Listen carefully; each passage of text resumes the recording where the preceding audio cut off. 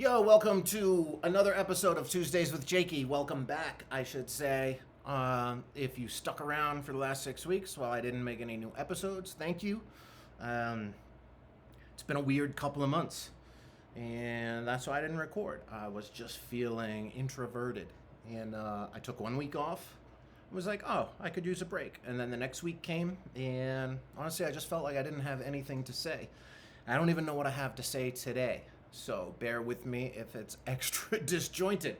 But this is my last full day in this house in Yellow Pine, and I've spent a couple days packing it up, and I'm overwhelmed by how much stuff you can collect. You know, when I got to Idaho almost 2 years ago, a year and 9 months ago, I got here with just what was on the back of my motorcycle, which wasn't much, and one trip to New York. Brought back a couple of suitcases, and I had lovely friends who went to my storage space and sent me some stuff that I wanted, like my Sonos speakers, because God knows you need music, right? Wherever I go, I kind of need music.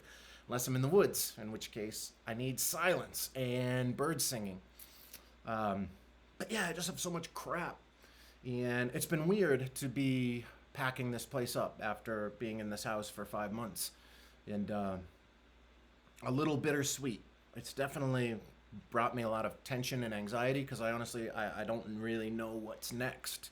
From here, I'm gonna leave this house tomorrow, get it all cleaned up for Candy and Willie, my gracious hosts, who let me stay in their fabulous home up here.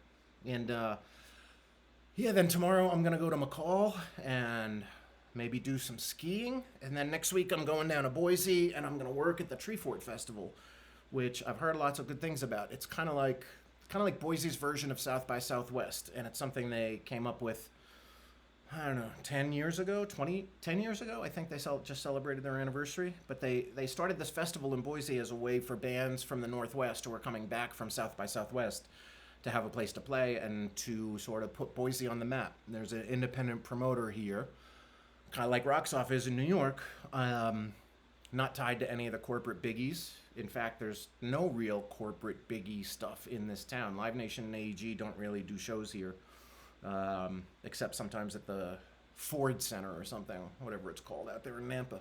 It's like a minor league hockey arena type of thing. And apparently there's like 520 bands playing. They got the OCs, Mercury Rev, Built to Spill, Kim Gordon, bunch of other stuff. To be honest, I haven't really looked. I will be doing artist check-in, which means I'll be at a room in a hotel for 10 hours a day, welcoming the artists and giving them their packet of wristbands and meal tickets and all that kind of stuff. And it's funny, the woman the coordinator sent me an email the other day saying, hey, let us know what bands you want to see and we'll schedule your breaks accordingly. And I just kind of glanced over the whole lineup, and I just said Mercury Rev is doing like a live film score at the Egyptian Theater, which is where I went to see Whitney Cummings, so like an 800-seat theater, really cool. And that's happening at 1 a.m. And I just told her, I was like, look, I don't really care what I see. You can just schedule my breaks based around when everyone else wants breaks to see certain bands. And they got a ton of volunteers, and people volunteer so that they can get wristbands to this thing. And I'm just kind of like, I'll see whatever music I see. I'm not really picky, and then I'll be coming to New York when that's over, and I'll be seeing plenty of stuff.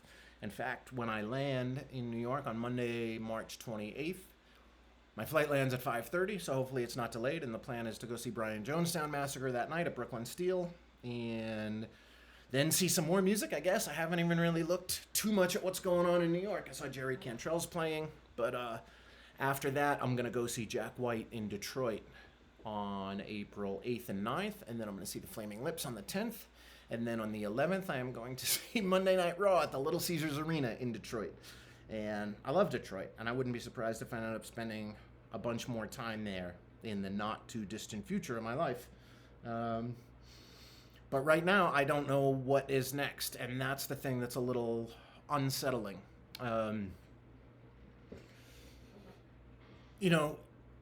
I was thinking the other day, I was like, man, I just want a place of my own, where that's my home, where I'm going to settle and live. And sort of put down roots again. But then felt that way for a couple of hours, and then I thought, well, as soon as I get that, I'll be like wanting to hit the road again. And I did have a plan in place, and the plan was to go to New York for a month, come back, get my motorcycle, which is in a garage in Grangeville, the place where I got stranded last year when my car broke down. It's at a buddy's motorcycle garage up there. And the plan was to get that at the end of April, spend May riding around, and then come back to work in Yellow Pine at the tavern starting on Memorial Day weekend. But that is all in flux now, too, as it appears that the tavern is being sold. And I'm not sure that the new owners are going to want me to work. And I'm also not sure that I'm going to want to work for the new owners. So I just found that out just in the last few days. And it's not a done deal, but no one really knows what's going on. And so I don't know what's going on. And it's just left me feeling a little upended. But I've also been thinking, like, how lucky I am to not know where I'm going. And right now I feel very in flux, I think, because I had to pack all my stuff up, and I left it in the back room at the tavern. I say all my stuff, and I say I accumulated so much stuff, but really it's just 8 plastic tubs from Home Depot that I went and got when I moved from McCall up here in the fall. And it still seems like a lot of stuff, and I had to sort of pack enough stuff to get me through the trip to New York and to Boise, and then enough stuff I'm still planning on coming to get my motorcycle and spending most of May riding, and I think I'm gonna go meet an old friend in Zion in early April down in southern Utah, and I'm definitely looking forward to, after such a long winter, I'm looking forward to going out into blazing sunshine, which is where I'm gonna head. Basically make a beeline when I get my motorcycle straight for southern Utah. And then, God, who knows? But yeah, the winter was long. The first few months were great. And then I just started, I wouldn't call it sinking into a hole, but I wouldn't not call it sinking into a hole.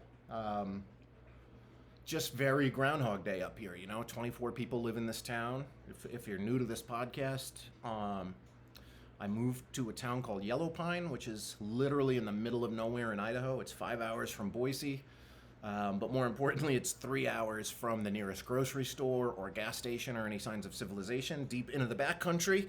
And we got tons of snow, and unless you have a huge, high clearance, 4-wheel drive truck, it's basically impossible to get in and out of here over the winter, and I just have a little all-wheel drive 2001 BMW, so I did not even attempt to leave. I got here in early November to sort of settle into this house, and I left one time first weekend of December to go see Whitney Cummings, and then I've just been here in Yellow Pine until last weekend. And last weekend I got out to see Steve Poltz, who's a singer-songwriter that I love and I've loved for a long time. And we actually did the math, and we've been friends since 1995. He had a band called the Rugburns that played at Wetlands, and they played, and I loved them. And at the end of the night, when I went to pay them, I was like, "Where are you guys staying?" And they were like, "We don't know." And I was like, "You can come stay at my apartment on Waverly Place, where I was living at the time." They stayed, and we were fast friends, and we've been friends ever since. And Steve Poltz is known, as much as he is known, he's a bit of an under the radar guy, meaning, few hundred people at his shows, and sometimes less. He played in Boise. They got a few hundred people out on a Saturday night. And then he actually played at a bar called Forrester's Bar in McCall, which I had never even stepped foot into because I don't really go to bars anymore unless I'm working in them. And when I was living in McCall, COVID was a big thing, so I didn't even step inside to see what it looked like. But he played 2 great shows, and I gotta say, it was really good to see music again. And I had sort of convinced myself that I didn't miss live music. And because I convinced myself of that, I didn't miss live music until I went and saw it. And I got down to Boise early. I wanted to see Steve on the Saturday, but I still didn't know what the road conditions were going to be like, because they can change on a whim and trees can fall. And One thing when I first got up here, people said to me, "Do you have a chainsaw in your car?" And I was like, "No." And they're like, "Well, you're going to need one if you ever try to drive out of here." And I was like, "Well, if I drive out of here and there's a tree falling over the road, then I will just turn around." And they're like, "Yeah, but the way it works up here is you could be 40 miles into the journey, because it's 77 miles to the nearest bit of civilization." And they said, "Well, you could be 40 or 50 miles into the trip. A tree could fall, you could turn around and another tree could be falling." And then I was like, "Well, then I'll just be stuck." And they were like, "Well, you should really get a chainsaw." And I was like, the same reason I don't have a chainsaw is the same reason I don't have a gun. It's because in the event that I need to use it, chances are more likely that I'm going to injure myself than I'm going to use it for its intended purpose. So last weekend when I went out of here, I left a day early because I wanted to see Steve in Boise on Saturday. So I had to leave on Friday because I was like, in the event that I don't make it out and get turned around, I want to be able to have a second chance at it the next day. And I was like, worst case scenario is I can find someone who's maybe going into town, because a lot of people leave, like head out of here on weekends, grocery shopping, whatever it is they're doing. I say a lot of people. Usually it's usually a person is headed out for a weekend here. So I got down there a day early, and the motels that weekend in Boise were super expensive. And the cabana that I stay in, which is, if you're a long-time listener, you'll remember that the last time I was down there for the Whitney Cummings show, I talked to one of the cleaning dudes, the chambermaids, Hector, and he had told me about the 3 different dead bodies he's found just in the few years he's worked there in the rooms. So now I call the cabana in the murder motel, but that's usually $72, which is why I stay there. And it's right on the outskirts of downtown Boise. And that place was $189. So I stopped at the tavern and let Miss Lorin cook me breakfast for my big journey. And she heard me I was complaining about how the motels are really expensive, but there's this street in Boise called Chinden that has a lot of auto body shops and stuff on it that also has a handful of motels. And I was like, well, maybe I'll go stay in one of those. And then one of the guys who works for Fish and Game up here, they do 8 days on and 8 days off. He had actually just gotten into Yellow Pine, and he overheard me saying that, and he was like, "Why don't you just stay at my house in Boise? Like, I'll tell you where the spare key is." And I was like, "Why, thank you, Fish Mark. That was very kind of him." So it felt really nice to be in a home rather than in a motel again. I mean, don't get me wrong, I love motels, but it was also, it was really nice to stay in someone's home with a real kitchen and washer dryer. And so I got into town, and that night Pears were playing, which are an awesome hardcore punk band from New Orleans. So I went to the Pears show, and I went in there with my mask on, and it was at this cool venue called the Shredder, which is like a really dive bar, kind of like a CBGB, but with lots of horror stuff on the walls and skulls and stuff. And they also have a mini ramp inside the venue. So I went in there, and the opening band was playing. I think they were called the Neighborhoods, and I had my mask on, had my jacket on. I was like, this is too loud. I had forgotten my earplugs, and they went on break, and I was like, okay, there was a 30-minute changeover before Pears played. So I went to Whole Foods. I got my groceries for my little stay there, and got back, and I went back inside, and I was like, I'll watch a couple songs of Pears. But I was really feeling, I think it was a combination of how loud it was and not being used to that, and just being a little shell-shocked from being alone up here for so long. And but 3 songs in, jacket came off, mask stayed on. I saw 2 other people at that show wearing a mask, but 3 songs in, I was in the mosh pit, and I was like, all right, yeah, this is fucking happening. This feels fucking good. And I saw something I'd never seen before. The lead singer held the mic stand in his teeth, which is strange enough of a move if it's a light mic stand, but he was using ones with a very heavy cast iron base, not the tripod stands, which are a lot lighter. And I was very impressed. And he must have a great dentist and probably gets lots of calcium. But that show was fucking great. And when I got out of there, I felt like I was so buzzed. I was like, oh, right, this is what it's like. And the next morning on that little trip, I was like, I'm going to go to REI. And near REI in Boise is Cabela's.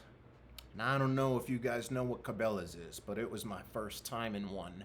And it's kind of like Bass Pro Shops. I think they bought Bass Pro Shops. But it's just a massive fucking, I don't know, it must have been 15 or 20,000 square feet, maybe more.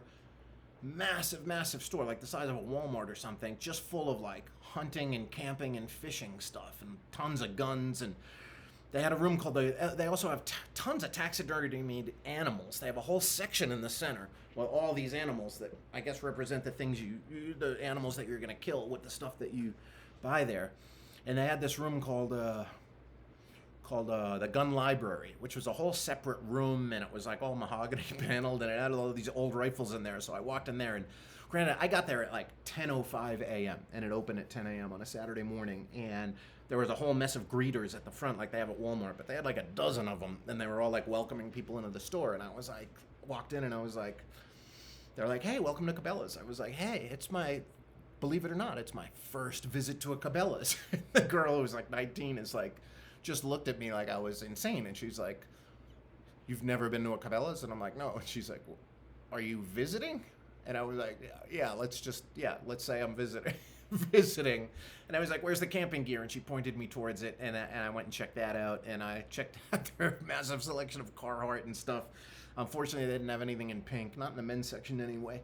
Then I went into the gun library, and I was like, walked in, and there was a guy sitting behind like a big desk, and looked like the kind of desk you'd see in a movie for like that had like a villain, like in Trading Places, like just a big, huge mahogany desk and all these mahogany panels on the wall. And I was like, what's going on in here? What's this gun library all about? And the guy said, oh, this is where we sell pre-owned rifles. And I was like, cool. Can I get a library card and check one out? I knew that wasn't the way it worked, but that's what I said to the dude anyway, and the dude just looked at me all funny, and he's like, it's not a lending library, sir. And I was like, well, then maybe you should change the sign. And I ascertained very quickly that he was not interested in my presence, so I left, and I went to the handgun counter looking for something pink, not to buy, but just to see if they had it, and they didn't. They had a cool kind of turquoise handled pistol of some sort. I don't know enough about guns to know what kind it was. Then I started talking to the guy behind the counter, and I was like, hey man, so I just moved to Idaho last year, and what do I need to buy a gun here? And he was like, you just need proof of residence. And I was like, oh, well, my driver's license is still from New York State. I haven't gotten changed over yet. And he was like, oh, but you live here. And I was like, yeah. He's like, do you have anything with your address on it? I was like, yeah, I got my car's registered to my address up in McCall. And he was like, oh, that's all you need. And I was like, anything else? Or can I just buy a gun today and walk out? And he was like, yeah, you just buy a gun. Like, why are you asking me these questions? And I was like, damn, okay. And then I left there. And then I actually left Cabela's pretty quickly. And it was very interesting to see the difference between Cabela's and REI, because it was very right-wing, left-wing. Cabela's definitely geared towards right-wing folks, and REI is obviously not. But the starkest difference I noticed was that like all the stuff in the camping section at Cabela's was like big tents, big coolers, big bundled up sleeping bags, and I realized, right, whereas at REI everything's made to pack, super compact, right? It's all lightweight stuff, more for hiking and trekking than necessarily like camping. And I realized very quickly, I was like, okay, so Cabela's is like where you go when you have a massive pickup truck and you haul a massive trailer with all your crap in it for your camping, and REI is where you go if you camp on a motorcycle or have a Subaru and you need everything to fit tightly and neatly in the back of your car. And I don't know that I will go to a Cabela's again, though they did have nice bathrooms, so I would probably stop there to take a shit. And I mean literally and figuratively. REI has decent bathrooms too, but Cabela's, I like it when a store has bathrooms that are sort of modeled after the decor of the rest of the store. And REI's are decent, as opposed to like a Walmart or a Target, which are just very plain white tile everywhere and gray panels between the toilet stalls and everything. So I definitely go back to Cabela's for that. And I went for a nice run and along the Boise River and cooked myself a nice meal. And then that night I went to see Steve Poltz, and it was a fucking awesome show. And then the next day I drove up to McCall and saw Steve play again to about 40 people in the back of Foresters, and he put on fucking phenomenal performances both shows. And as I was getting into it earlier, I said that Steve is not super well known, but the thing he is known for is he co-wrote the song "You Were Meant for Me" by Jewel, which paid his bills for a long time, and as far as I know, maybe still are paying a fair amount of his bills. Because if you dig way back into last spring, I did an episode called "How the Music Business Really Works," and we talked all about how publishing works. And publishing is the people who write the songs get paid when the songs get played on the radio. Also, obviously, when records sell and they get paid for streaming, separately from the person who recorded the song. So if you sell an album, which is back when Jewel was popular, the publishing share is 9.1 cents per song. And Steve co-wrote 2 songs on that, so assuming they're 50-50 co-writes, which most are if it's a song written by 2 people. Percentages can be very different, though. If you see a song is written by 2 people, sometimes one person could get 10% of the publishing and another could get 90. But assuming that was a true co-write, meaning 50-50 credit, that means Steve got 9.1 cents per album that Jewel sold, and just in America, she sold 15 million copies. So that's a lot of cheddar, right? That's like $1.35 million, if I don't have my calculator with me, but that's about what it is. And he played that song both nights, and he always tells fantastic stories in the middle of that song. So if you go to YouTube and type in Steve Polch, "You Were Meant for Me," it's usually a 10-minute version of that song with a ridiculous story in the middle. And I actually recorded a podcast with him too that I'll put out on Fridays with Friends. Maybe this Friday. Maybe I'll just flood you with content, to welcome us back into this journey that we're sharing. The only reason I haven't posted it yet is because I didn't bring my laptop with me, and I just brought this little handheld recorder that records onto an SD card, and I don't have a way to get the information off the SD card into my laptop, and I didn't think about that in advance. So that's why you haven't heard it yet. Though now that I'm looking at my little contraption, I probably could have used 2 XLR cables out of that contraption into this Focusrite into my laptop, but that would have been a big pain in the ass. And also, honestly, I was in no rush to do anything, and haven't really been in a rush to do anything for a while. I haven't really been working on booking shows too much. I got a bunch that I booked, but I mean, it's just kind of the easy stuff, bands that I work with over and over. We just announced today, we have Electric Six and the Super Suckers together on a boat. We have a Grateful Dead tribute that we book all the time. We confirmed the Slackers, Pie Tasters, Murphy's Law, some other stuff. But honestly, my heart isn't in it yet. And we'll see if coming back to New York puts my heart into booking shows. I did learn that I like seeing shows again, and we'll see if I get my fill when I'm back in New York and in Detroit. But honestly, I'm just not super jazzed about booking shows. But after spending a month in New York, maybe that will change. Maybe it won't. And I don't really have any feelings either way. I don't want to invite more stress into my life, because no matter how much self-care I do, there is still, or at least has been this winter, a sort of underlying background buzz of anxiety. And obviously, being alone, spending more time looking at the internet than I would like, because I had nothing else to do. Just everything that's happening in the world. Omicron was crazy, and there's wars going on, and I'm the kind of guy who's like, well, yeah, there's a war in the Ukraine, but, there's wars all over, and Yemen's getting bombed right now, and it's like, it's hard to just feel like everything's normal, and I wish I could have just turned that shit off and not focused on it. And really, though, I'm excited for May to get back out in a good weather and be riding my motorcycle around a lot and finding places to camp that don't have any internet access. Because I found, a lot of us probably have, if you've given yourself a break of any sort, that the less I look at the internet, the less anxious I become. Though yet it's still hard to not look at it when you're sitting in a house in the middle of the fucking woods all alone. And you know, there's there's no one up here that I really dislike. Um, but there's no one like, I don't want to say there's no one I like, because I like everybody really in town in different ways, but they're just uh, they're not the type of people I could just go hang out with and just relax and be me 100%.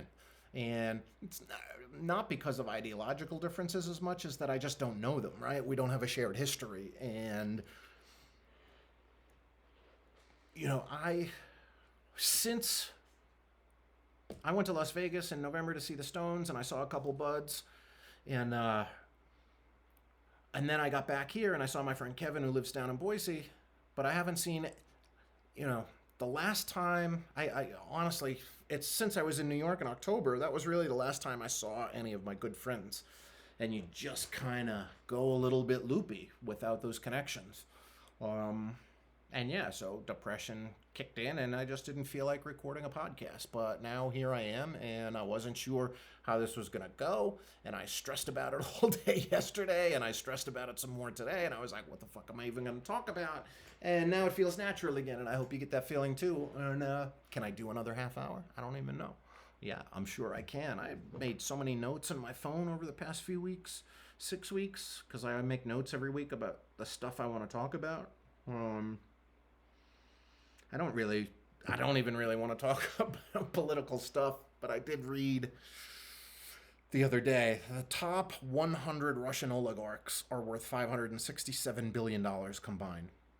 Bezos, Musk, and Gates are worth $594 billion combined. And it gets my goat a little that our attention is constantly focused on how bad every other country is, right? Russia, bad. China, bad. Middle East, though, good, right? Like, they beheaded 81 people last Saturday, but like, that's not a big deal in Saudi Arabia. Because we like Saudi Arabia, because we get oil from them. And I don't really understand why we need oil from them, considering we're the world's biggest producer of oil. But we're also the world's biggest consumer of oil, because everybody needs to have their own fucking car and drive all the time. And, okay, I'm not going to talk about that much. So, this weekend, yeah, I'm looking forward to getting out of here. And I think once I get this house completely packed up and clean it all up, and actually drive out of here, I think my anxiety level will be lessened, because I'll be on to the next adventure. But I'm in that weird in-between period, and it's a period I saw coming for a few weeks too. Like, oh shit, the end is near. And I also have to bring up that that I thought I was going to be staying here longer than I was. I thought that I would be here till the end of April, because that's what we discussed when I took this house. But the couple who own it decided to come back. They want to come back at the beginning of April. So that's why when I get back from Treefort, or when I'm finished with Treefort, I'm going to go to New York. And that's totally fine with me. And I didn't mind. I wasn't like, oh, fuck, this ruined my whole plan.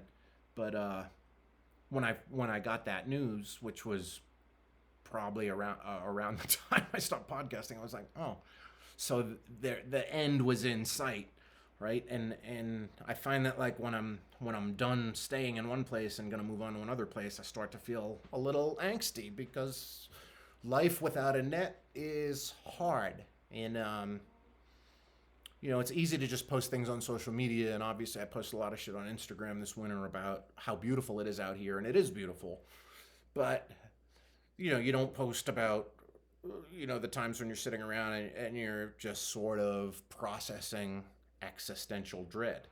And I guess it's been 2 fucking years, right? Since the pandemic started, right? Happy anniversary. But it's been 2 fucking weird years with shit going sideways. And obviously sometimes I think about, like, is the world in a worse place now than it was 30, 50, 80 years ago? I don't know, because I don't know enough about history. Obviously, war is going on all the time, but is it in a worse place, or is it just that we're exposed to more of it because there's so many more ways to get news and information, in the internet era? But these last 2 years have been pretty fucked, right? Um, and I think, like a lot of us, just making do, and just trying to get get through a lot of your days, a lot of our days. Um, and I certainly had a lot of days like that where I just was like sort of frozen up here and didn't know what to do. And you read books for a while, and I was working on paintings and did a fair amount of writing, which I'm not sure any of it is great, but I did do a lot of it. And when I kind of got up here, I was hoping that I would have a whole memoir completed. But now, you know, it's a big project and a lot of stuff to process and a lot of stuff to have to process while being alone most of the time. And yeah, phone calls with friends and still doing therapy twice a week, but still, there's no real substitute for being around people. And that said, I'm not sure. I'm not sure I'll ever do another winter like this in such a remote place. But I'm also not sure that I won't, because I say that now and I might travel around all summer or be wherever and then decide I want more of this. But as far as I can tell right now, I think next winter um, I'm going to be going to warm places. And maybe Mexico, Costa Rica, Thailand, you know, Brazil, God knows where. Could be somewhere completely new that I've never been to before, which Costa Rica fits that bill, as does a lot of Mexico, which I've always want to explore. Um, so that's kind of what I'm planning right now. It's like next winter, spend somewhere warm. But by the time fall comes and I'm trying to figure out what I'm going to do next winter, God knows what's going to happen, right? And I'm just going to try to leave here tomorrow and let the universe sort of dictate where I'm going to end up. Because making plans is futile. Like last spring, I made plans to work on this farm, and I was working on that farm in McCall. And then the next thing I know, I make a visit to Yellow Pine, and poof, this pops up. And I was like, maybe I could find another town like Yellow Pine and do the same thing and be a bartender at the tavern in that small town. But it's like, you can't. That's like catching lightning in a bottle. I can't predict that that's going to happen. So I'm just going to leave here and just be like, well, we'll see what happens. And that sounds so ideal, right? If you're listening to this and you have a sort of routine to your life, whether that's work, family, obligations, whatever they may be, children, probably sounds great to be like, oh man, I wish I could just get on a motorcycle and go wherever the fuck I want. And that's like me sitting here being like, oh, I just wish I could have a stable sort of existence where I wake up in the same place every day and know that's where I'm going to be for quite some time. But I don't see that happening for me in the foreseeable future. But also, I could end up, in some new situation, end up with a job or something like that, God forbid, and be like, oh, okay, this is where I'm going to stay for a while. And, I'm not closed to anything. Some guys in town the other day, two guys and a woman who were all retired truck drivers, were trying to convince me to get a CDL, commercial driver's license, and become a truck driver. And for a few days, I was like, that actually sounds really nice. Just me out on the open road in my cab. And for maybe 48 hours, I started to think that was a good idea. And I think it's less of a good idea now, but that's not to say I might not end up with a commercial driver's license. Like, who knows? Maybe I'll work on a fishing boat. Like, I never would have thought I would work as a bartender before I got here. So, really don't know what's going to happen. And I'm anxious, yet not anxious about it. I don't even know how to verbalize my feelings in that regard just yet. But I know it'll work out or it won't. And at least I know, like, I could move back to the city if I wanted to, and I could hustle with concerts and make a fine living. But, one thing I've known about myself for a long time, and I've been told by teachers, bosses, friends since I was a kid, that one of the hardest things in the world to do is to get me to do something that I don't feel like doing. And I was going to say obviously, but might not be obvious. If it has to do with helping a friend, I'll do fucking anything at any time, even if I don't want to do it. But I mean, just in general, and in life, it's like, if I don't want to do that, I'm not going to, right? I don't. It's part of why I'm not married. It's part of why probably certain relationships haven't worked out, because it's like, oh, come to my family's house for Christmas. Like, no, why would I do that? I don't go to my family's house for Christmas. But it's just, I've managed to be lucky enough, or foresightful enough, to have enough foresight to keep myself out of positions that cause me to do things that I don't want to do.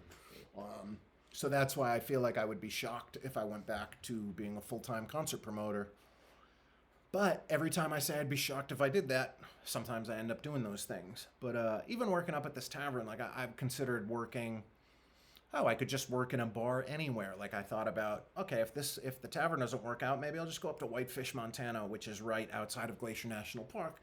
It's a town I spent some time in 2019 when I was riding around looking for a place to kill myself. But I liked Whitefish a lot, and I actually went down to the theater in Kalispell and saw Once Upon a Time in Hollywood down there. But I was like, oh, maybe I could just work as a bartender there. But it's like, the only reason I feel like I thrived, or the main reason I feel like I thrived in the role as bartender at the tavern, is Miss Lorin literally let me do whatever I wanted. I could play whatever music I want. I could tell people they had to leave whenever I wanted, which I've mentioned here before, but I talked to a friend this morning. I told him that, I threw 4 people out over the course of the summer out of the tavern for using the N-word. And it's like, and I threw other people out just for being dicks and just contributing to negative energy in the place, which is just like, get the fuck out of here. You can't really do that at most places, because the boss or the owner of the business, the establishment, wants things run their way, and I totally get that. But I'm not going to work in a bar where I have to put up with bullshit. Obviously you have to put up with a certain amount of bullshit anyway, because you're dealing with drunk people. But I mean, I wouldn't be in the type of place where I had to like wear certain clothes or only play certain approved music or anything like that, or certainly like have to talk to the customers in a certain way. And like, I have a foul mouth, as you can probably know, and it's something I've had since I was a kid, and I never really tried to get out of. But I swear a lot, and I swear at customers most of the time in a genial way. Like, hey, how you guys doing? Come on in. Hey, could I get a Coors Light? Yeah, you can have whatever the fuck you want, buddy. Just saying things like that with a smile on my face. That's not going to work at a lot of service industry jobs. So I don't think that's going to be something for me. But honestly, I don't think I'd be too upset if I ended up working a bunch of odd jobs. Hopefully maybe when I finish this book, maybe it'll sell enough that I won't have to work a job ever again. That's kind of the dream. If I finish it. Not if, when.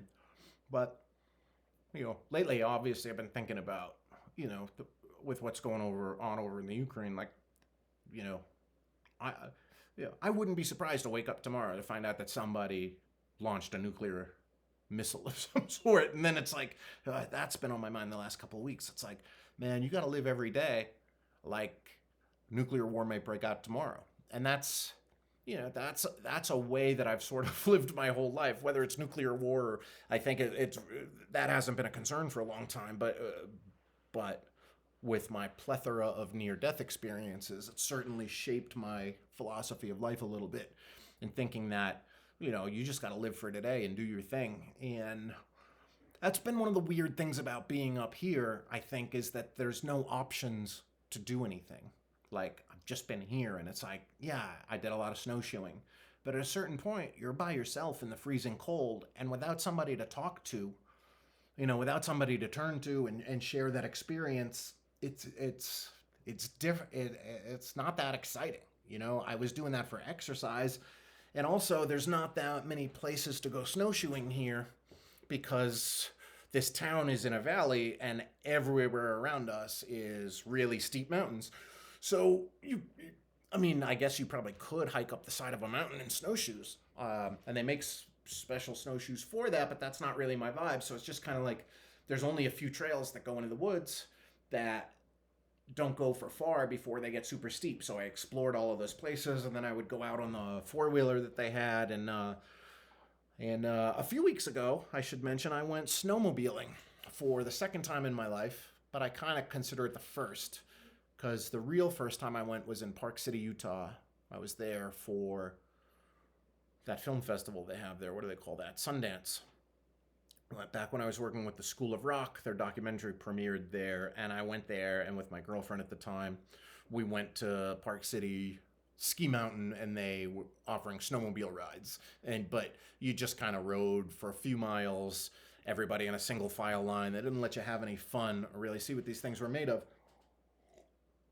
Whereas a few weeks ago, President's Day weekend, I went to the tavern, I think to get a bite to eat or something. And there was a crew in there, and they're like, "Oh, we're all going snowmobiling tomorrow. You want to come with us? We'll loan you one of our sleds." They call them sleds. Something I didn't know. I just thought you call them snowmobiles. They're not really sleds because they have engines. Sleds to me are a chunk of plastic that you buy and zip down a hill. But anyway, they were like, "Yeah, we got a sled for you." So we went out the next morning, and it was great because it was snowing the next morning. And Danger Dave, my 15-year-old buddy, came up and knocked on my window at fucking 8 o'clock in the morning and was like, "Hey, get your shit on, we're going." And I was like, "Oh, okay." So I went out, we got on the snowmobiles, and we went to this place called Big Creek in the backcountry, which is 30 miles further into the backcountry from here. And they don't maintain the roads to there in the winter at all. And I have these friends, Chris and Lois, who are in their mid-80s, who have a house back there, and once or twice a month, they drive up here. They drive to Warm Lake, and then they take their snowmobiles and they go up Johnson Creek, which is a road that's not maintained, bring their snowmobiles in a Yellow Pine, and that they go. So it's 35 miles from Warm Lake to Yellow Pine, then another 30 miles. These people are in their mid-80s, and they snowmobile all the way into the backcountry. It's totally off-grid back there. There's no power lines. There's no phone lines.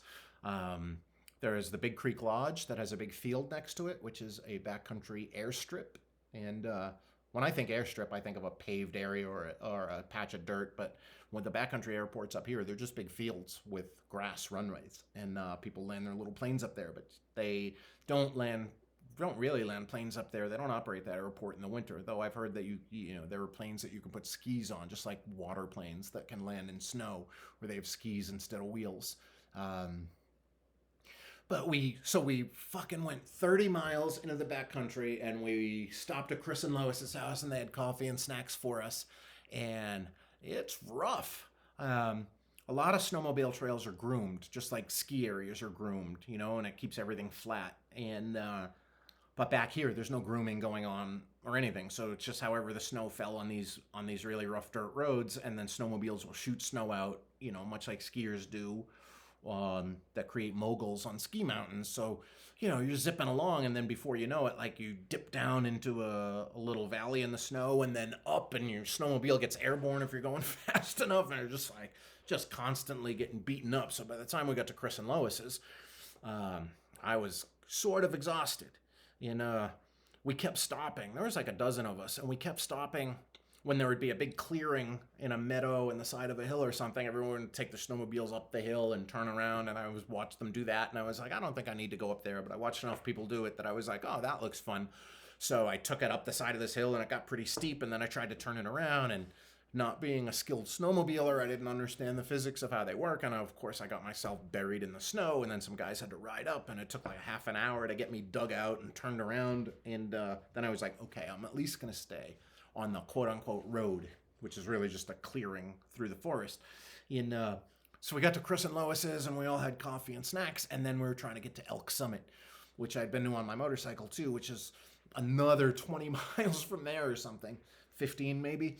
We made it, I'd say, about halfway there, and the snow started coming down really hard, and it was almost like blizzard conditions, and you could barely see. And at a certain point, everybody stopped, and 3 really experienced guys went further, and we all just kind of hung around, and I was the first one to tap out, and I was like, guys, I'm going to turn around and go back to Chris and Lois's. And a few of the people started giving me shit about it, and oh, come on, well, you can make it, it's not that hard, don't be a pussy. And then one guy jumped in, my buddy Mike Amos, he jumped in and he was like, hey man, like, if he's not comfortable, don't fucking make him feel uncomfortable about being uncomfortable, you know what I mean? And he was like, Jake, just turn around, go back to Chris and Lois's. And I was like, cool. So I did, Yeah, and I got back there, and Chris and Lois were a little surprised to see me. They're like, "Oh, what are you doing back so soon?" And I was like, "Yo, everybody, we made it to this certain point, Goldman's Gulch or something it was called."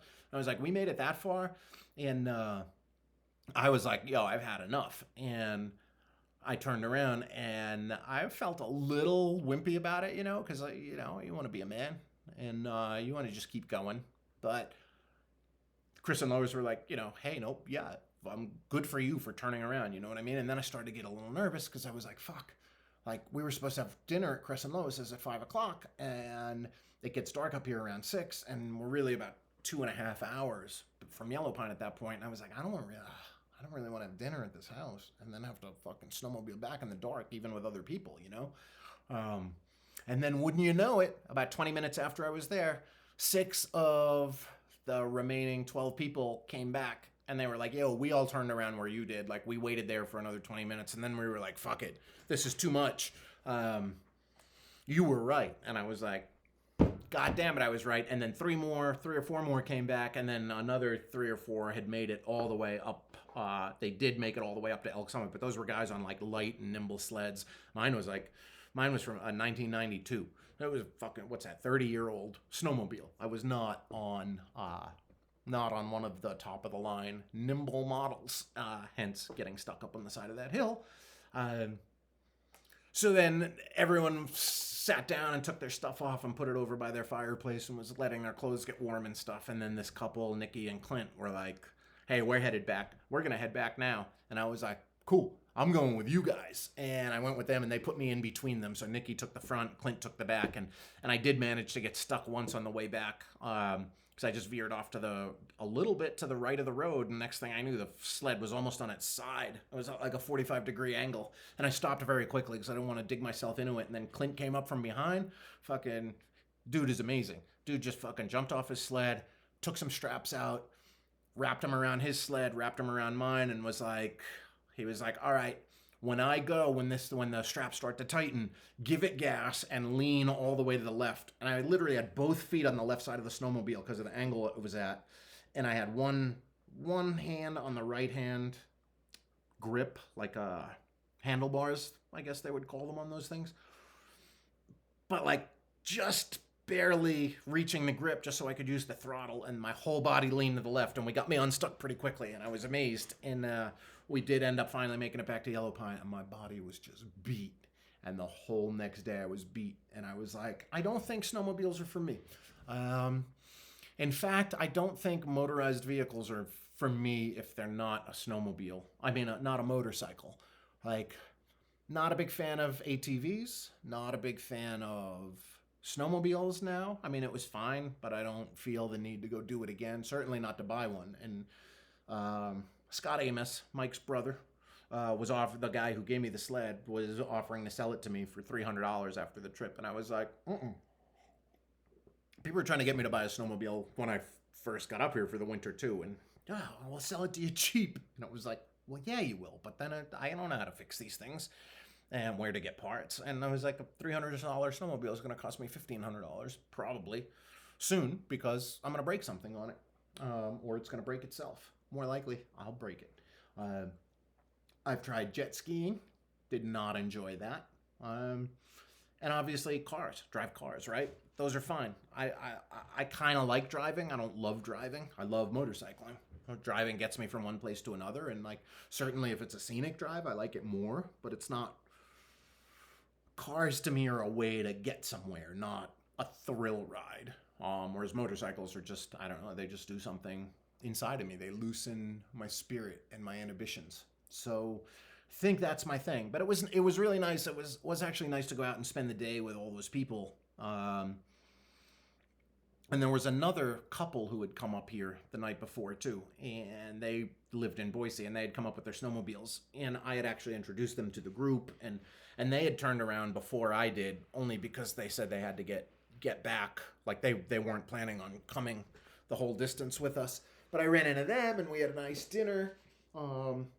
It felt nice to be out there and be social, because to be honest, because of Omicron, I had Christmas dinner with people, like the annual, the town Christmas potluck. But after that, a bunch of people in town got sick, and everyone was just convinced that they had colds. That's something I probably mentioned on here before, but I was out buzzing around on my four-wheeler one day, and it was New Year's Eve day, and old Bill McIntosh, who's probably in his late 70s, was supposed to be having a bonfire for New Year's Eve, and I saw him out in his yard, and I said, "Hey, Bill, what time's the bonfire starting? And can I bring, my trash?" Because a lot of people, when they have bonfires, everybody just brings all their cardboard and stuff and burns it because there's no recycling back here. And it's just easier than having to haul that shit to the dump. Probably not the best for the environment, but, how many fucking pieces of cardboard do you have to burn in the backcountry to equal one private jet ride? You know what I mean? So I'm not really that stressed about burning it.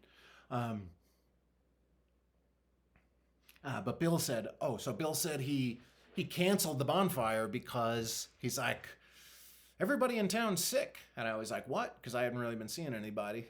And he said, yeah, everyone in town seems to have a really bad cold. And I just, in my head, I was like, I don't think they have bad colds, bro. I think they have fucking COVID, and the tests hadn't been sent out yet. So obviously there's no pharmacy up here. So nobody had tests, home tests and whatnot. So I just decided at that point, I was like, I'm not going to go be around anyone for a while. And I don't think for the most part, I wasn't really around anyone, other than I would go for coffee in the mornings but even that I really started didn't start that till like February. Whereas early February, I guess around the time I stopped podcasting, I started going every Monday, Wednesday, and Friday. I would go down to the tavern and get a breakfast sandwich and have coffee. It was Monday, Wednesday, and Friday are the days the mail truck comes in here. So those are the days people seem to come out of their houses a little. But I would have coffee with Lorin, who owns the tavern, with Cindy, who has been working at the tavern in the winter as a cook, and Lynn Emmel. And I would say the average age of those three women is probably 77 or something, because I think Lorin's 74. Cindy, I'm guessing, is her like mid 60s, and Lynn Emmel is 85. And so that was my socialization for the past 6 weeks, was basically just those ladies. And I would go have coffee and wait for Taylor to show up in the mail truck, and I would get my dozen eggs and whatever groceries I would order. Anyway, the groceries come on Wednesday, but then I would just kind of sit in the tavern and drink coffee until I got a text from Nikki, who's the sole post office person in this town. So she's the postmaster, and they don't do letter carrying here. Like, they don't deliver mail to your house. The mail truck brings it to the post office, which is just an addition on Dave McClintock's house, Deputy Dave, who is a retired sheriff's deputy. And he built a little addition on his house and made a deal with the post office. And there's just a little room for Nikki to sit in. And then the room you walk into as a customer has, like, I don't know, maybe 60, 80 P.O. boxes, all the very small ones that just hold letters. If you're a fan of post offices, you know that most post offices have boxes in all different sizes. But up in Yellow Pine, it's just the tiniest boxes, and you're basically required to have a P.O. box if you live here, because mail doesn't come to your house. So you could just write Jake Sufnerowski, General Delivery, Yellow Pine, Idaho. But like if you wanted to send me a letter, you could do that. But I don't think Amazon would accept that, or wherever people, you want to order from. So I would sit down there at the tavern. I would get down there around 11. The mail truck shows up at noon, typically, almost without fail. I don't know how Taylor does it. He's almost always there right at noon. You see him pull past the tavern, goes to the post office, drops the mail, and then around just before 1 p.m., Nikki texts everybody. And if you have mail, she texts you. And if you don't get a text. And so I would just wait around to get the text that I had mail. And then I would go up to the post office and then grab my shit and then come down here. And most of the time, actually, Monday, Wednesday, Friday, I would bring my mail to the post office at 11. You got to get your mail there before noon, before Taylor shows up with the truck. But I sent out a lot of cards and postcards and letters and stuff. So I drop my mail, get the coffee, hang out with my old ladies, listen to them gossip, talk about whatever. Every now and then I would interject, but it was mostly quiet. Just kind of like just trying to be around people, and it just fucking, that shit gets weird after a while, you know what I mean? And phone calls only give you enough of what you sort of crave with socialization. So yeah, and that brings us to here. And I'm sure there's other shit that's been happening up here, but no, not really. Let's see. I drove to the dump a few times in the past week. Um, when I say drive to the dump, we have four dumpsters in a pretty flimsy structure that's 3 miles out of town on some national forest land. And my buddy Mike Amos, uh, he actually drives a trash truck in McCall, and like once a month he'll bring the trash truck up here to empty it in the winter, to empty the dumpsters, and then drive all the way back because the county he doesn't even get paid for that, but the county, otherwise they just tell you got to save your trash until the spring because the county's not going to pay someone to drive up here to get our trash, which is pretty fucking funny. Sometimes it feels like we are the bastard sons of Valley County in Idaho because just from listening to everybody talk, like they don't fix the dirt roads here. They have these massive machines up here called graders, road graders, and they're these machines that are made for dirt roads. So they're almost like huge bulldozers, and they just flatten the dirt roads, and then they'll lay new gravel down in them and stuff. I don't know exactly how it works, but they smooth the roads out, and they only did that one time this summer, and apparently in most places that have dirt roads like this, they'll do it 3 times over the course of a summer at least, because when cars go over those roads, they create potholes, they shoot up dirt, and then it gets super bumpy, and everyone up here is like, fuck, the county does not give a fuck about us, right? Like, there's 24 residents, we don't have much of a tax base, but I don't know what the legality is. Could they just cut us off? Maybe. We had a water issue, by the way. I've learned there's a water department in town, which is kind of funny, but it's a all volunteer department, and it got built, God knows when, a long time ago, and they just take water out of one of the creeks up here, or rivers, and they just divert the water into this building, and they put some chlorine in it, and I don't know what else, and then it filters down into our water system.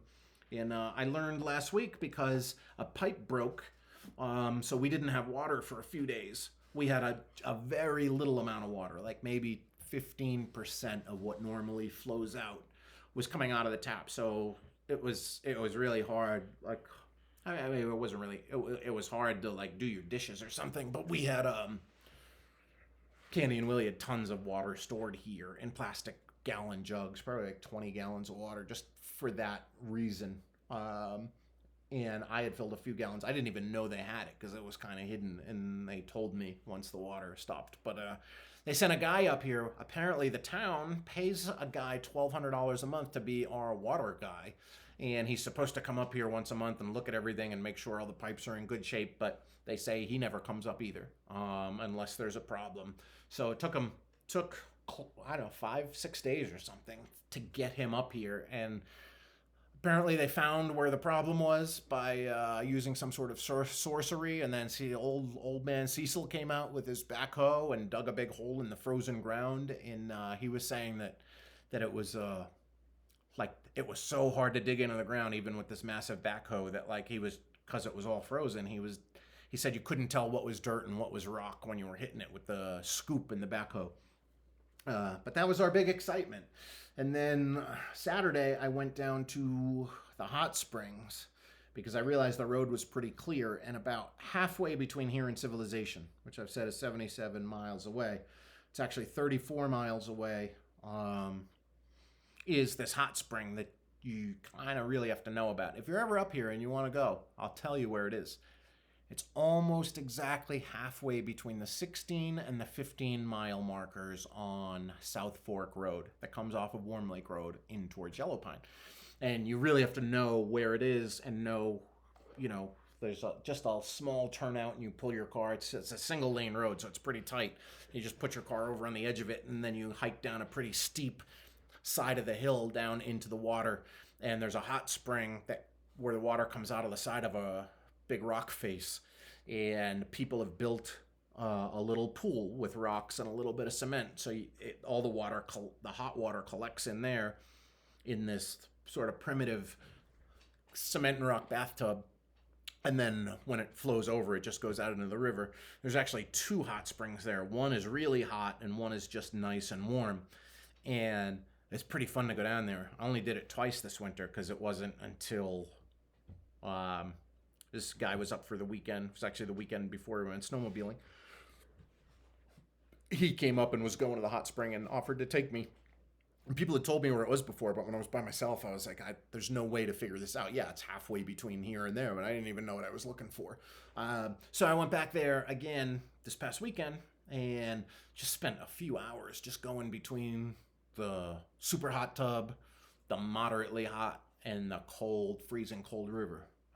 Felt really nice. So that was the big excitement. And then when I came back in, there was a bonfire happening in the middle of the street, and so I stopped, and a tree had fallen down on Johnson Creek, and Cecil went out there with his backhoe, and he pulled the whole stump out of the ground and dragged it back into town, and the guys went to work with their chainsaws and cut up and made this huge pile of wood and then covered it with diesel fuel to get it to light. And I sat out there with those guys for a while. This was just this past Saturday night.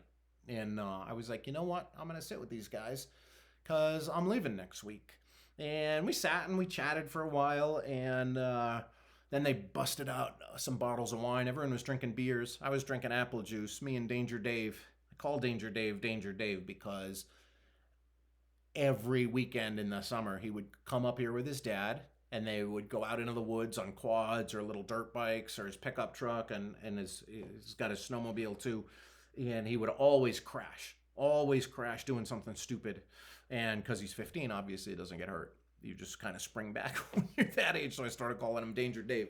But me and Danger Dave were drinking apple juice. And then they busted out a bottle of Let's Go Brandon wine, which was just a bottle of wine with a big sticker that said Let's Go Brandon in red, white, and blue letters. And as mortifying as that was on one hand, I was actually proud of the guy who came up with it, because I'm just imagining that some enterprising wine store owner or distributor was like, probably looked in their inventory and was like, I got all these bottles of like $2 Chuck, probably the shittiest wine that I can sell for a few dollars. But if I slap this label on it, we could probably sell it for $10 or $20. And it was like, brilliant.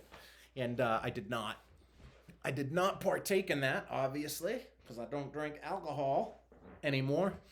And they offered it to me once, and it's kind of interesting. You could tell people up here 100 times that you don't drink, and it doesn't register.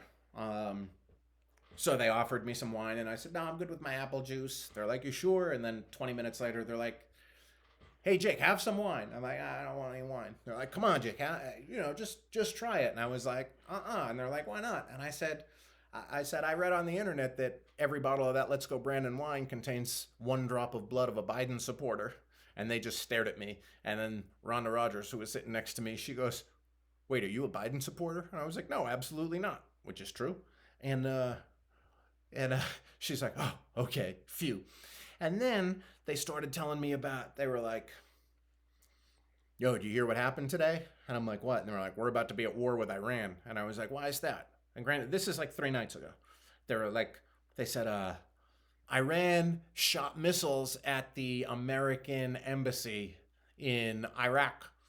And they were like, they declared war on us. And then they started talking about how when World War III starts, which will be soon, they're going to blow the bridge so that nobody can come into Yellow Pine. And they were saying, yeah, we're going to blow the bridge. And then one woman said, I told my parents, when you get the call from me when World War III starts, you're going to have 24 hours to get here, and then we're going to blow the bridge. And I just kind of laughed it off. And I said, well, before you guys blow the bridge, just make sure Taylor gets in with one last grocery delivery, you know what I mean? And make sure you let me know so I can get a big order in.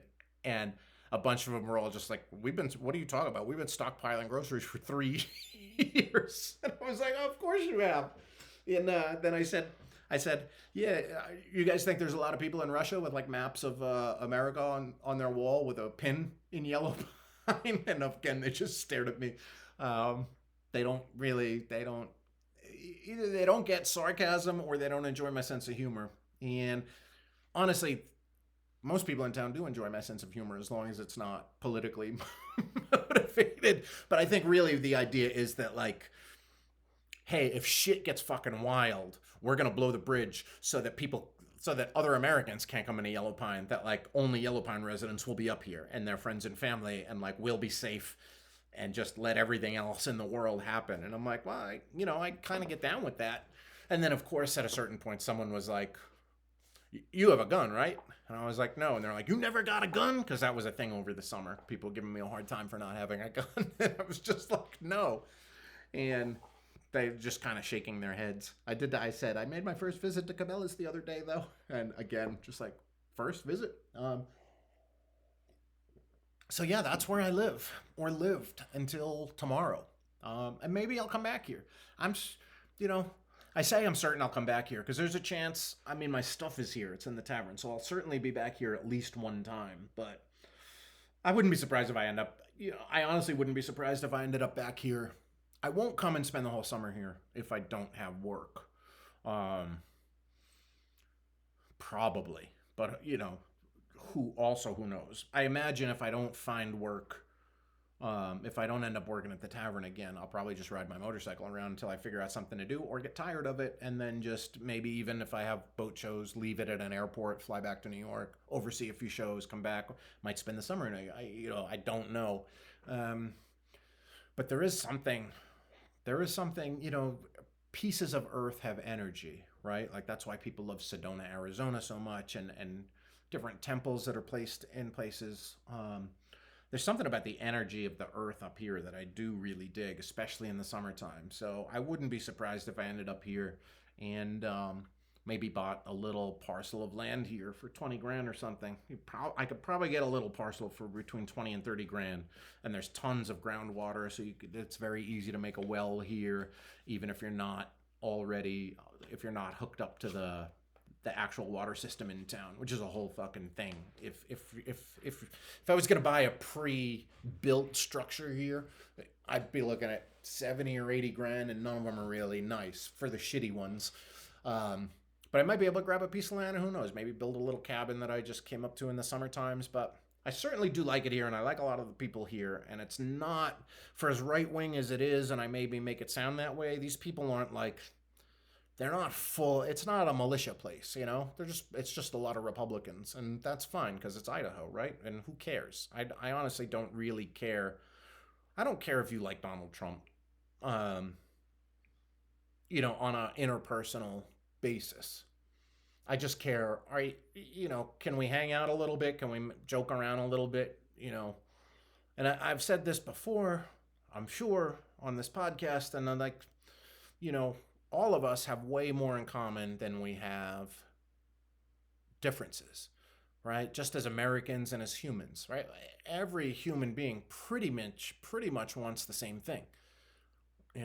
People want to be left alone to do what they want, whether that's ride, shoot shotguns at fucking, glass bottles in the middle of the woods, or just ride snowmobiles, or just hang out. And yeah, there's a little bickering about politics in town, but who's a Trumper and who's not because they have flags. Some of them have the flags in their yard, but like for the most part, everybody's just like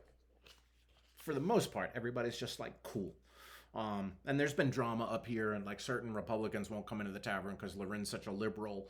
But I think that has a lot more to do with the fact that Loren interjects herself into the town's politics she was the fire chief and she was on the water committee, and they don't like the idea of a liberal being here telling them how their fire department is going to run. And when I say fire department, it's all volunteer.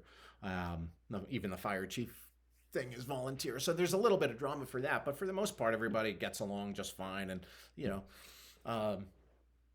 so I have a certain fondness for the people here, and because I've just been around them. And like I said, most of them are, they're cool, and they don't really ask me much about my politics. And I mean, I think like they can figure it out coming from where I come from.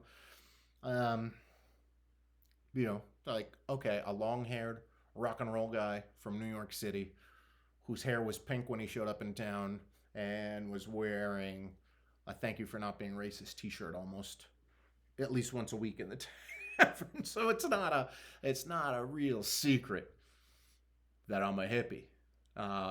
But still, everybody's been nice. And like Rhonda Rogers baked me some bread, and people have invited me to dinner at the corner bar. And like everyone's always happy to see me and chat and say what's up. And I found that like It's interesting. The longer the winter goes by, the more people are when I see people, they're like, "Hey, what have you been up to? What's been going on? What have you been doing?" Every time I'm like, "What do you mean? Nothing. I just hanging out at my house. Um, what could be going on? I don't leave this town." Um, and then I ask them, "What have you been doing?" And they're like, "Oh, nothing." I'm like, "Why do you even ask that question?" I guess it's just a default question. Um, and I guess that's it. I think I did it, right? We got an hour? Yeah, yeah, even more than an hour. Um, I'm gonna get into a Speakeasy Meats promo, right? I don't have the energy to promote anything, but I'm gonna say that Adam Bauer from Speakeasy Meats, awesome sponsor of this podcast. I just finished curry chicken thighs the other day that he had sent up, and he shut his whole operation down for like 2 months, um, and redid his whole thing, his whole garage, and I guess that means he can smoke more meat, or the meat's gonna be cleaner or tastier, whatever. It's better. It's almost like it was impossible for it to be better. So if you need some amazing tasting meat, go to speakeasymeats.com. Use your discount code Jakey. I'm gonna have a surprise for you guys soon regarding Speakeasy Meats. By the end of April, not gonna say what it is, but then I'm gonna be tireless in my flogging and promotion of Speakeasy Meats. And no, I'm not buying into it or being a co-owner. But anyway, I'll leave it with that for now. But if you want some awesome smoked meat sent to you, vacuum sealed and frozen, where you just have to cut the package open and heat it up in the oven, wrap it in tinfoil, heat it in the oven, of some of the most delicious smoked meat you've ever put in your mouth, go to speakeasymeats.com. Support an independent business of another person who pivoted away from the music industry when COVID hit. Adam Bauer and Speakeasy Meats put Adam Bauer's meat in your mouth. And that's about it for this week. Oh, one more thing. You want to buy some coloring books? I packed up these coloring books, but I'm going to take some with me so I can mail them out. So go to rocksoff.bigcartel.com or just go to rocksoff.com and the link will be there. Please buy some of these Rocksoff coloring books. I need some money. I didn't spend much while I was up here, but New York's going to be expensive. So if you want to buy a coloring book, I'd appreciate it. Whatever other crap is listed on that website. As you can see, I'm really in self-promotion mode right now. Not anyway. It feels good to be back doing this, and I won't disappear again for a while. And I'll try to give you guys a heads up when I do. And if I do disappear again like this for a while without telling anybody, it's probably bad news. So check in on me. And a lot of you did check in on me after I didn't post for a couple of weeks, and I do appreciate that. And I think most people understood that I was okay because I was still posting Instagram stories and shit like that. But I was okay. I was just okay. I wasn't thriving the past couple of months, but I wasn't. It's like, yeah, I was fucking depressed, right? I don't even want to say that. Yeah, I was fucking dealing with a depression episode for the last 6 weeks, probably more. But it's kind of like when you know levels of depression, I was so far away from being suicidal that I wasn't like, oh my God, I'm despondent. So when people did check in, are you okay? And I would tell people, yeah, I'm just okay, and I think when you deal with mental health issues and struggles, especially once you've admitted that you're struggling, for a long time I knew I was dealing with depression, and obviously if you're suicidal, that's a lot of depression.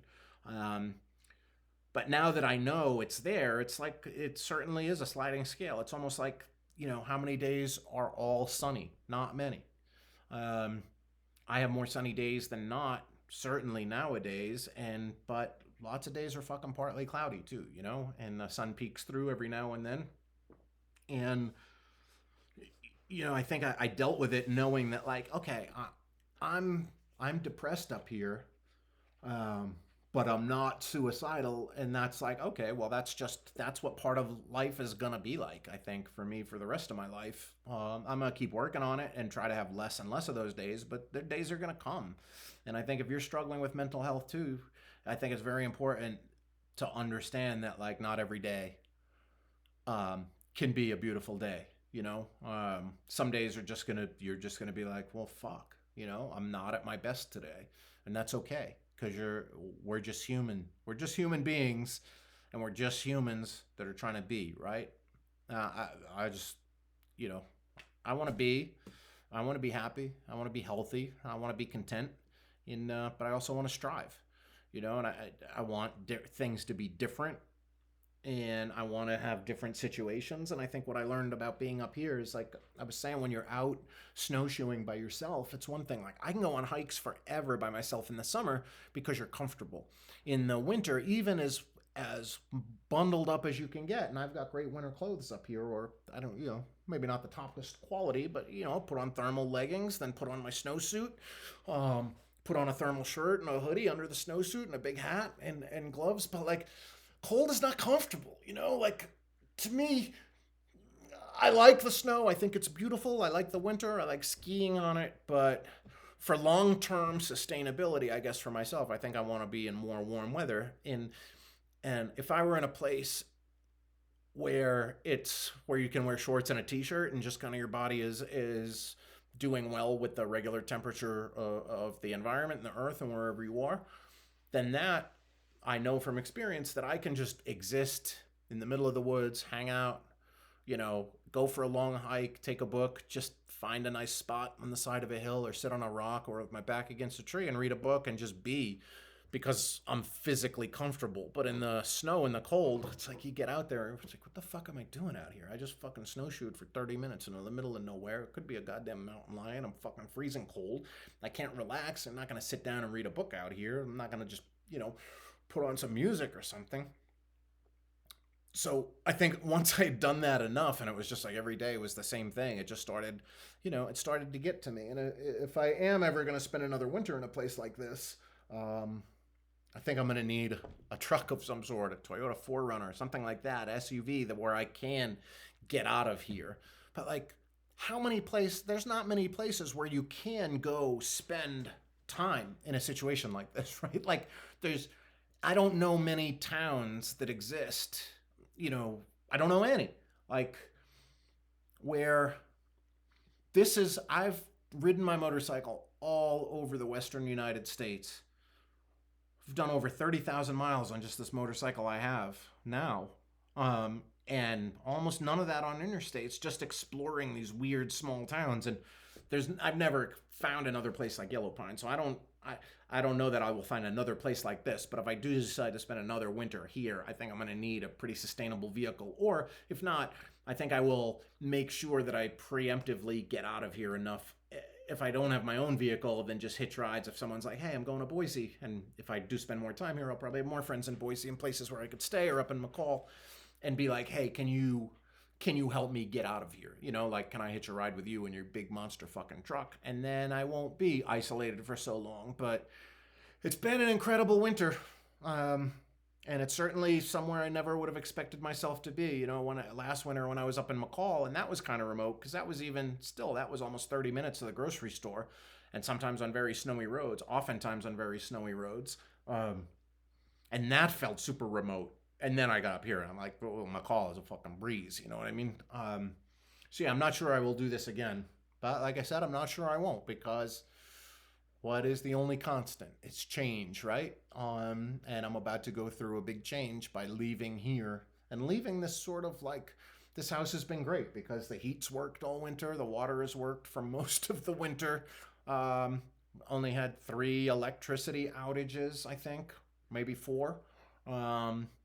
This house actually came with a generator. It has a generator. The first time the electricity failed here, failed for like 36 hours. And I knew there was a generator, but I didn't know how to turn it on or what the deal was. And I thought I knew, but that didn't work. And then it turned out it's out in the backyard, and it was covered, like there's a generator is in a case, and I would have needed to turn it on. So then Candy and Willie told me next time the power goes out, like, just go outside, trudge through the snow, take the lid off the case, and turn the generator on. But when the subsequent power outages happened, I just took them I was like, well, I like power outages, good. And I would read books with my headlamp after the sun went down, and I was like, I don't need electricity, right? Because what am I going to do? Just look at the internet again? So actually, I very much enjoyed those. And I think, because I'm crazy, I think if I do this again for a whole nother winter, I think I would like to do it in a place that has no internet. And that seems crazy to say right now, because one of the things that drove me crazy was the isolation. But I do believe that less than isolation, um, it was actually having information, access to information on the outside. And like if I stayed in Yellow Pine again, like everyone in town, like a lot of the people leave their Wi-Fi networks open, and they also have Wi-Fi extenders, they call them. So it's a box you plug into your Wi-Fi and it mimics cell phone service, and those don't have passwords on them. So like I could go stand in front of the tavern, go into the tavern, go to the corner bar, go in front of certain people's houses, and you can get service. I think if I was gonna do this again, or if I had to do it again, not I wouldn't say I have regrets because I'm a big fan of no regrets, but if the closest thing I would have to a regret about up here is having internet. And I guess the second would be not leaving more. But I also was like, I wanted to put myself through this and see how it went. And I got to remind myself that I knew shit was going to get weird, right? I wasn't expecting this to be just like a easy existence. And I guess I sometimes forget. I sometimes forget that what I did by moving here for the winter was so spectacular. And it's not a pat myself on the back spectacular. I mean spectacular as in very few people would even attempt to do something like this.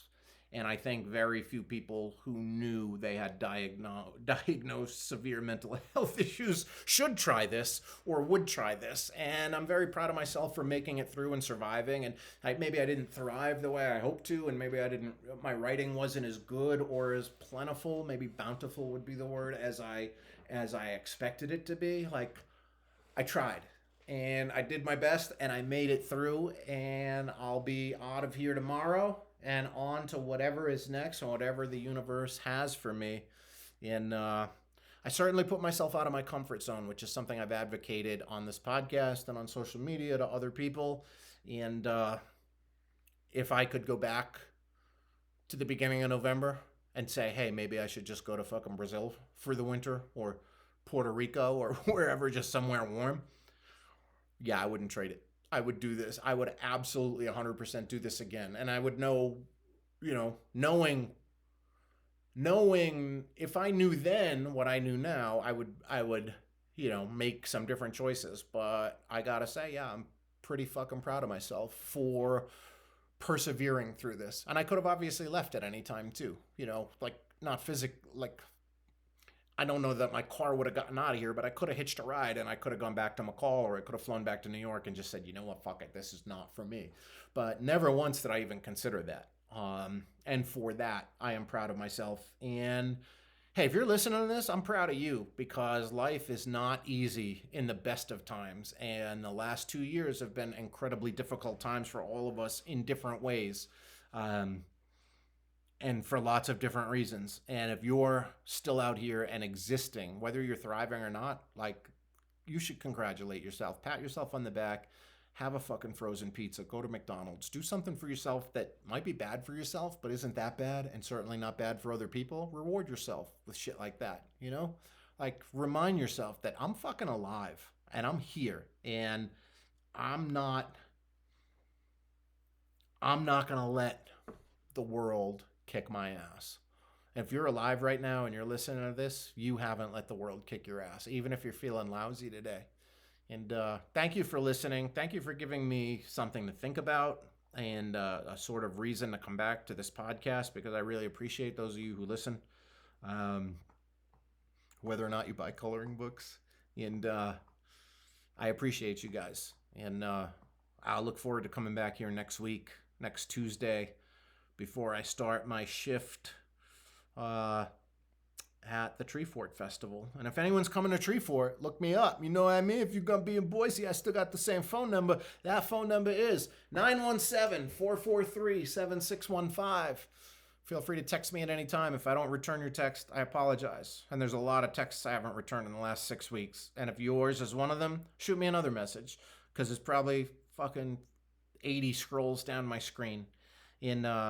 Oftentimes I did manage to put my phone away a bunch, and then I would pull it out and there would be a fuck ton of texts, and I would reply to the ones that felt like I needed to, for whatever reason that might be. And others I wouldn't reply to. And please don't take it personally if I don't reply every time.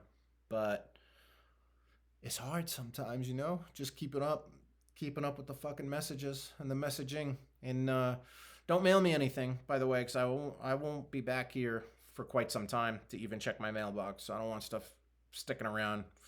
If there's something you really need to mail me, send me a picture of it.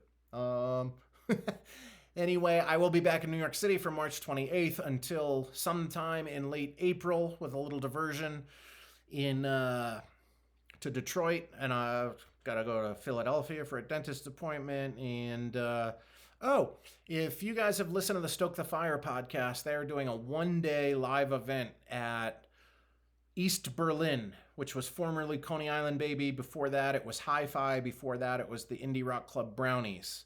I think it's 171 Avenue A. It's Avenue A and 11th Street in the East Village.